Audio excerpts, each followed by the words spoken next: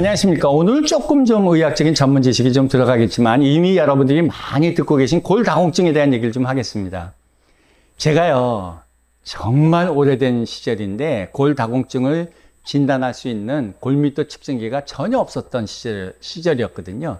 제가 그때 그 논문 하나 보고 그 논문에 알루미늄 1mm 짜리를 이렇게 12개 이렇게 겹쳐놔가지고 뭐 7개 겹쳐놓은 것도 있고 그랬지만 그거 알루미늄 그 1mm 짜리 이 두께를 사느라고요. 청계천 1가서부터 그때 청계천 7가까지 다 뒤졌습니다. 그때 철물점이 거기 많았었거든요. 그래 겨우 하나 사가지고 그걸 알루미늄 어떻게 붙일 줄 몰라갖고 그냥 별거 다 붙여갖고 안 붙여갖고 결국 만들어가지고 골밀도를 이제 그 인지를 엑셀 찍어가지고 비교해서 골밀도를 측정한 적이 있었던 시절이 이제 있었는데요. 지금은 웬만한 병원에 가면 골밀도 측정기가 있어서 정확하게 내 허리뼈에 골밀도를 측정할 수 있고 고관절에 있는 골밀도를 측정할 수 있어서 거기에 따라서 치료도 받고 이제 호르몬제도 드시고 하시죠. 요즘에는 골다공증을 치료할 수 있는 너무 좋은 약제들이 너무 많아서 어떨 때는 매일 먹는 약도 있지만 일주일에 한 번씩 먹는 약, 그 다음에 한 달에 한 번씩 먹는 약도 있고 석 달에 한 번씩 먹는 약도 있고 어떨 때는요 주사를 그냥 맞는 수가 있어요. 이게 먹게 되면 식도염이 역류성 식도염이 생길 수가 있기 때문에 그런 것도 다른 약도 먹어야 되니까 이제는 주사를 한 달에 한 번씩 맞고 일주일에 한 번, 2주에 한 번, 또 어떨 때는 3개월에 한 번씩 맞기도 하고요. 요즘에는 1년에 한 번씩 맞는 주사도 나오기도 했어요.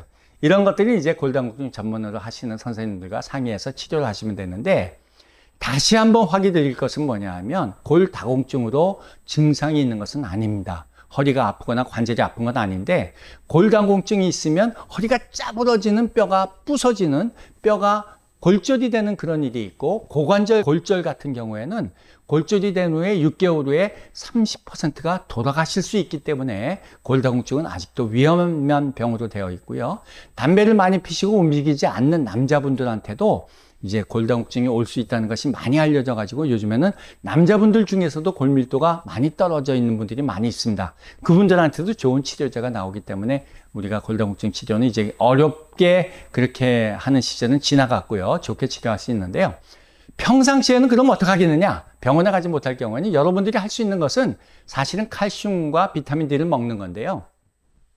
칼슘과 같은 것들은 우리가 먹는 거에 비타민 D를 함께 같이 먹으면 흡수가 좀 증가되는 것은 있습니다만은 비타민 D라는 것은 뼈가 생성이 될 때 칼슘이 거기에 침착되는데 아주 중요한 역할을 하는 게 비타민 D라고 되어 있습니다. 그래서 우리가 비타민 D가 특히 최근에는 이제 햇빛을 보는 경우가 적고 실내에서만 활동하는 경우가 많이 있기 때문에 그럴 때는 이제 비타민 D를 요즘엔 실제로 재보기도 하고 비타민 D를 복용할 것을 권해드리고 있는데요.